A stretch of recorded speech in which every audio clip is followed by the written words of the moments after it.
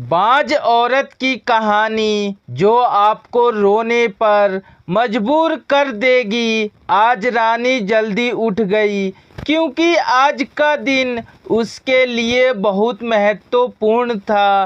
अकेलापन दूर करने के लिए अपने लिए जिनका एक कारण घर लेकर आ रही थी। देखा जाए तो बहुत खुश भी थी और थोड़ी सी नाराज भी थी क्योंकि पिछले 7 साल की यादें उसे रात भर सोने नहीं देती थी और अब वह स्वस्थ बैठने भी नहीं देती थी।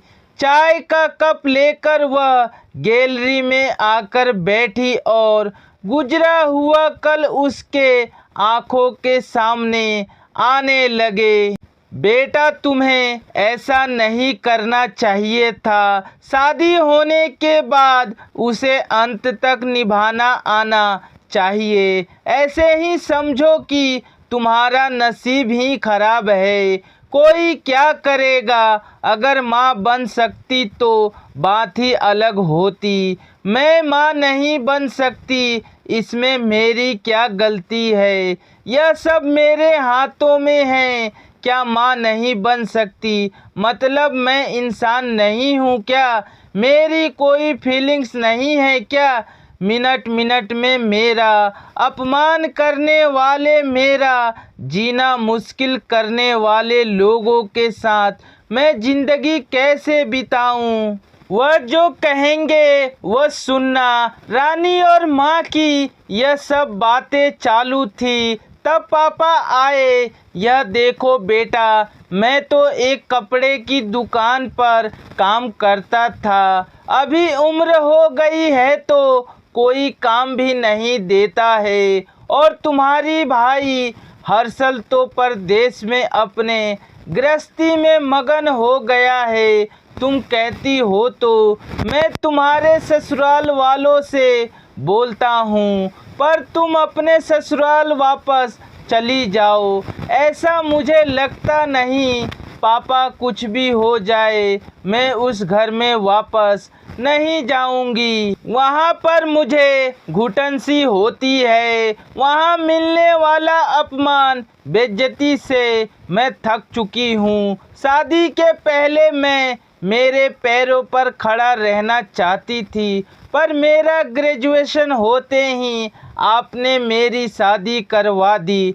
तभी मैंने आपके दबाव में आकर शादी की। पर अभी जब मुझे आपके सहारे की ज़रूरत है तो आप पीछे हट रहे हो। शादी के बाद लड़की ससुराल में ही शोभा बढ़ाती है। मायके में 4 दिन ही रहना अच्छा लगता है। रानी, लोग क्या बोलेंगे। शादी मतलब कोई खेल नहीं है। पापा गुस्से में ही बोल रहे थे। उस घर वापस जाना अब मुमकिन नहीं है पापा। मैं आने से पहले ही डिवोर्स पेपर पर सिग्नेचर करके आई थी क्योंकि उन लोगों को सिर्फ मुझसे बच्चा चाहिए था जो मैं उन्हें नहीं दे सकती। अरे, इतना बड़ा निर्णय लेने से पहले हमें एक बार पूछना तो चाहिए था ना। जन्मदाता हैं तुम्हारे पापा। शादी होने के बाद मैं आपको बताती थी और माँ को भी कि कैसे छल होता है मेरे साथ। वहाँ पर 2 साल में कभी मुझे मेरे मन मुताबिक रहने नहीं दिया। जब मेरी रिपोर्ट आई और समझा कि मैं कभी माँ नहीं बन सकती, तो वैसे ही इन लोगों ने मुझे अपने असली रंग चालू कर दिया।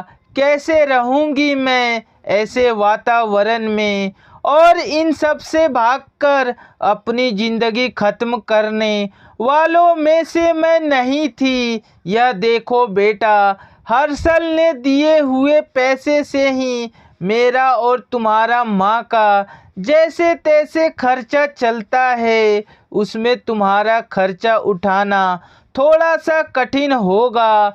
डिवोर्स पेपर पर साइन करने से पहले इन सब बातों पर विचार मैंने किया था। मेरे पास के सोने के गहने लेकर मैं आई हूँ और एजुकेशन लोन निकालकर मैं 6 महीनों का एक कोर्स करने वाली हूँ, जिसकी आज मार्केट में बहुत ज़रूरत है। उसके बाद मुझे अच्छी कंपनी में नौकरी मिल सकती है। मैं आपके ऊपर आर्थिक बोझ नहीं डालूंगी पापा। मुझे जीवन जीना है, संघर्ष करूंगी और कमाऊंगी। विश्वास कीजिए मेरा। सब लोग क्या बोलेंगे, बेटा क्या जवाब दोगी? उन्हें माँ आंखों का पानी छुपाते हुए बोली। माँ बोलती थी कि वक्त आया तो सच क्या है बोल देना चाहिए। जब मुझे ससुराल में जानवरों के जैसा बर्ताव हो रहा था तब कहाँ गए थे ये लोग? समाज में बड़ा करो, शादी कर दो, बस इतनी ही जिम्मेदारी समझते हैं। बेटियों को बड़ा करके योग्य पढ़ाई देकर खुद के पैरों पर खड़ा करना यह माता पिता की ही जिम्मेदारी होती है, ताकि आगे जाकर कभी खराब हालत हो तो उसे इस्तेमाल कर सके। तय किए मुताबिक रानी ने 6 महीने का कोर्स किया और तुरंत उसे एक अच्छी कंपनी में काम भी मिल गया। वो बहुत खुश हो गई थी। सब अच्छा चल रहा था। बीच में छुट्टी लेकर माता पिता को नज़दीक रहने वाले पर्यटन जगह पर घुमाने लेकर जाती थी। माता पिता बीच में ही दूसरी शादी की बात छेड़ देते थे। कई बार तो लड़कों को देखने के लिए भी बुलाया करते थे। एक लड़का तो डिवोर्स हुआ था, तभी उसे स्वीकारने के लिए तैयार था, पर पहली शादी ने ही इतने दुख दिए थे कि दूसरी शादी के लिए उसका मन तैयार नहीं था।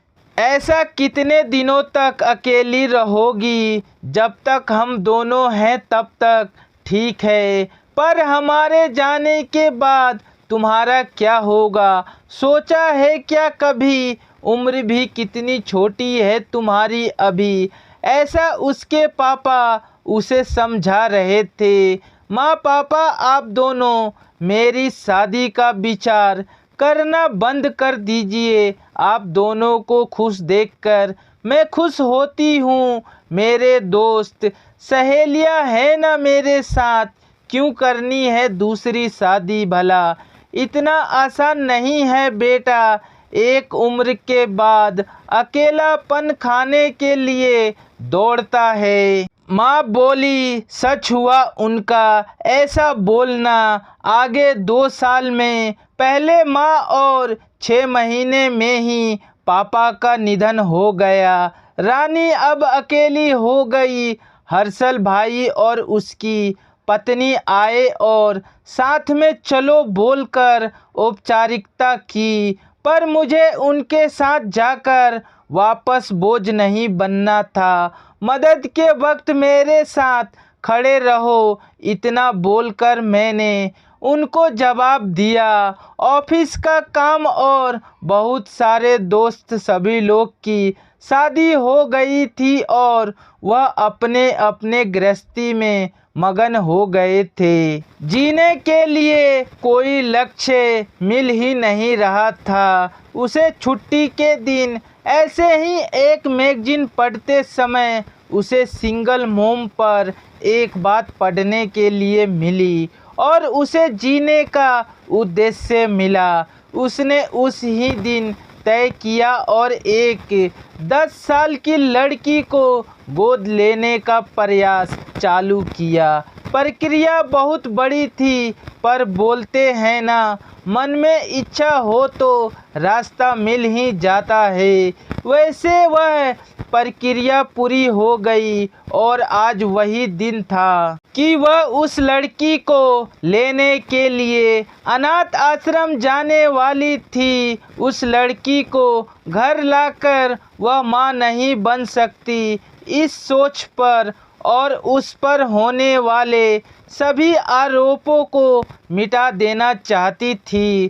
तभी उसने निश्चय किया कि लड़की को बहुत पढ़ाऊंगी, खुद के पैरों पर खड़ा करूंगी और फिर शादी करवाऊंगी। आशा करता हूँ यह वीडियो आपके दिल को छू गई होगी और कुछ सीखने को मिला होगा। अगर कुछ सीखने को मिला है तो हमारे बेटियों के लिए एक कमेंट करके ज़रूर बताएं और चैनल पे नए हैं तो चैनल को लाइक करें, सब्सक्राइब करें और अपने दोस्तों के साथ शेयर करें।